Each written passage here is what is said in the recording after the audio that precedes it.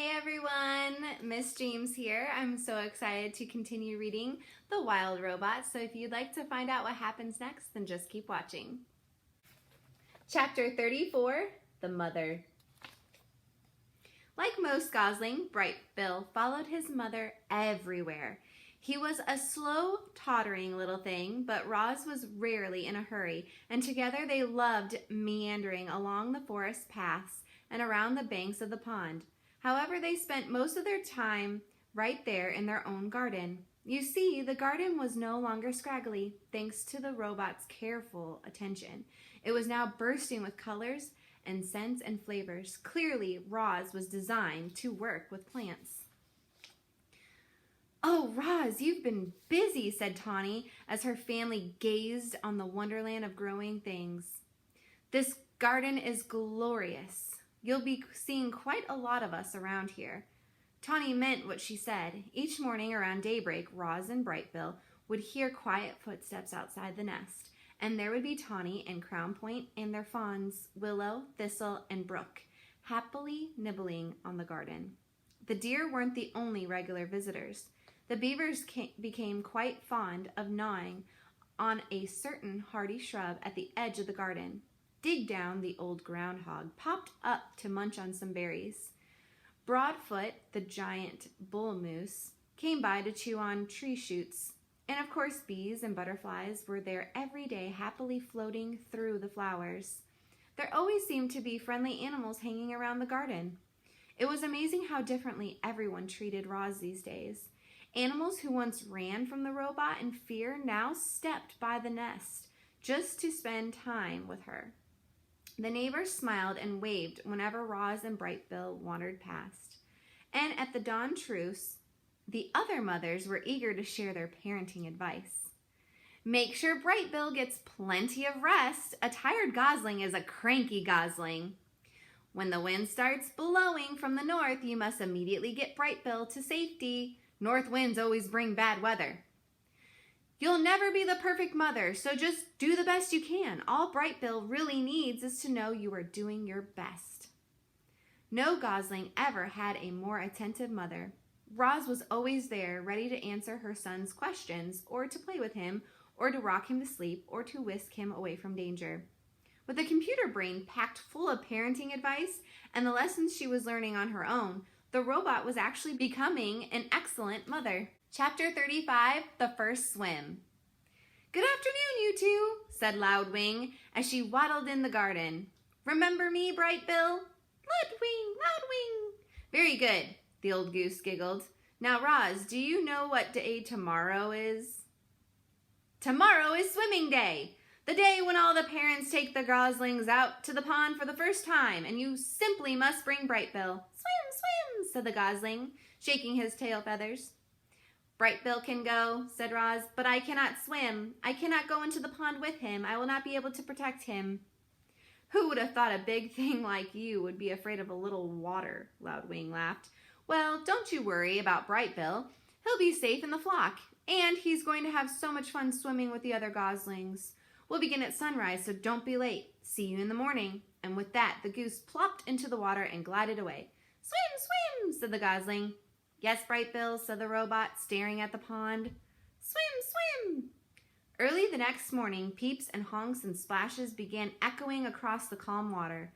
Roz and Bright Bill followed a trail through the fog and over a beach that was crawling with fluffy little goslings and proud parents.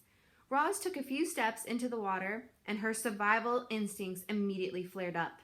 The robot's computer brain knew that if water got inside her body, it could do some serious damage.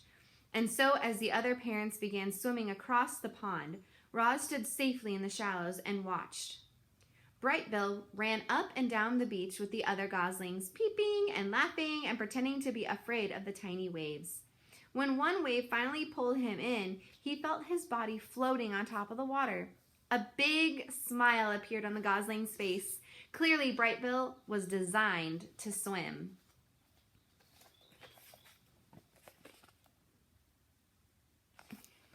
"Very good, Bright Bill," said Loud Wing as she floated past. "You're a natural."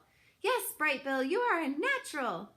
Yes, Brightbill, you are a natural, said Roz, trying to sound like a good mother.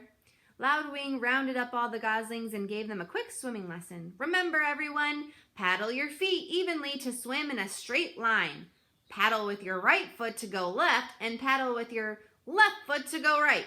Try it out and join the rest of us when you are ready. Happy swimming day! Loudwing and the other adult geese calmly glided towards the center of the pond. A jumble of goslings tried to keep up with them. The youngsters jolted and splashed and peeped with excitement, and gradually they paddled in the direction of their parents. Only Brightbill lagged behind. Mama, swim! Roz pointed to the flocks. I cannot swim. Go have fun with the other geese. You will be safe with them. The goslings took a deep breath. Then he shook his tail feathers, and then he paddled his feet and set out on his very first swim. He drifted too far to the left, then he drifted too far to the right, but his feet just kept paddling until he caught up to the other goslings.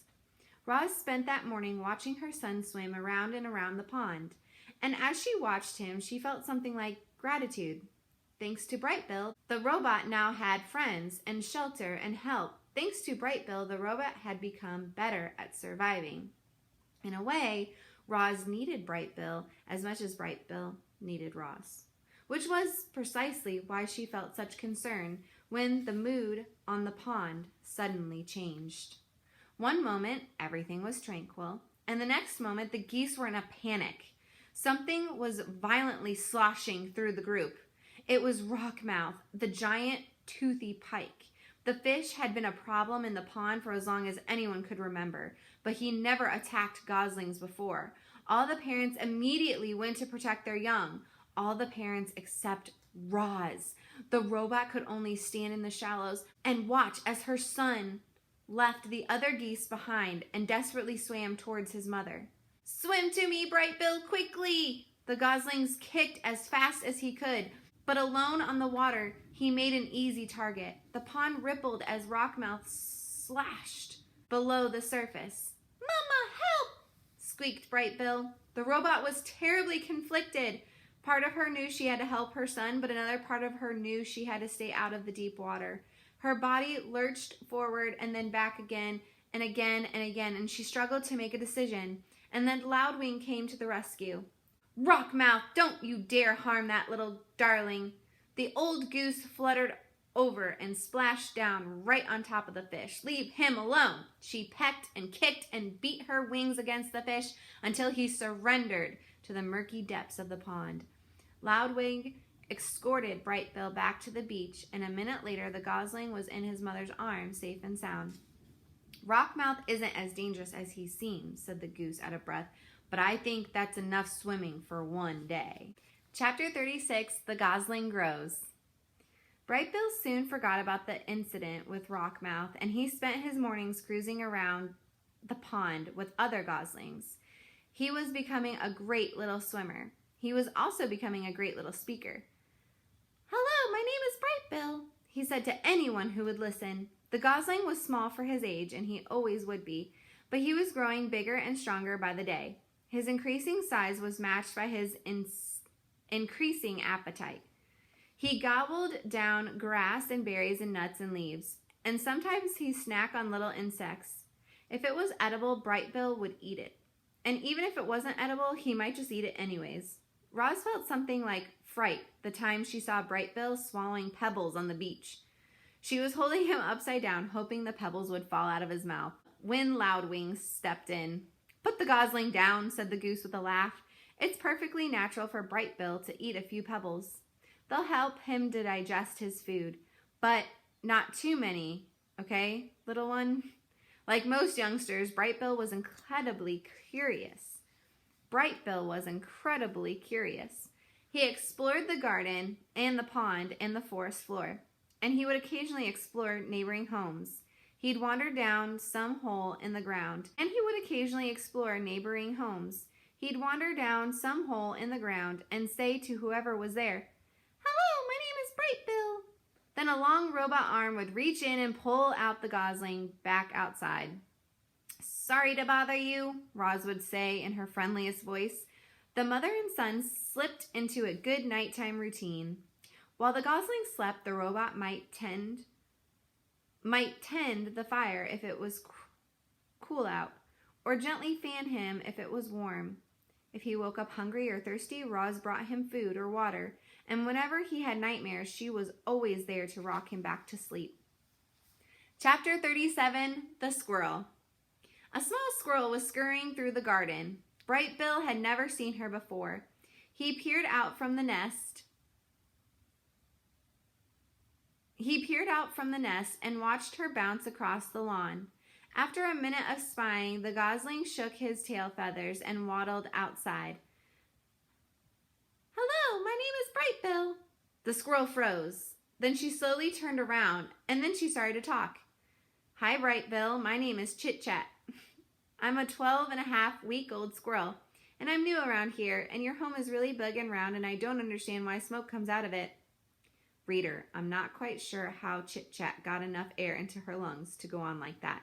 But I am not quite sure how Bright Bill had the patience to listen. But he stood there politely, nodded, as Chit Chat rambled on and on and on. "And sometimes I see you waddling behind your funny-looking mother, and you seem so nice that I thought I'd come down and introduce myself, but now I'm nervous, and now I'm talking too much, and my name is Chit Chat, and I really think I said that already." There was a pleasant silence. Bright Bill stood on one foot for a moment. Then the Gosling took a deep breath and said, "It's very nice to meet you, Chit Chat." "It's very nice to meet you, Chit Chat. I don't think you talk too much. I think you just talk just enough, and I like you, so let's be friends." A big smile appeared on the squirrel's tiny face. For once, Chit Chat was speechless. Aww. Thank you guys so much for coming to my channel and listening to me read to you. Stay tuned for more episodes of The Wild Robot. It's not really like episodes, it's like chapters, but stay tuned to hear me read more chapters of The Wild Robot. Woo! Hope y'all have a great day. Bye!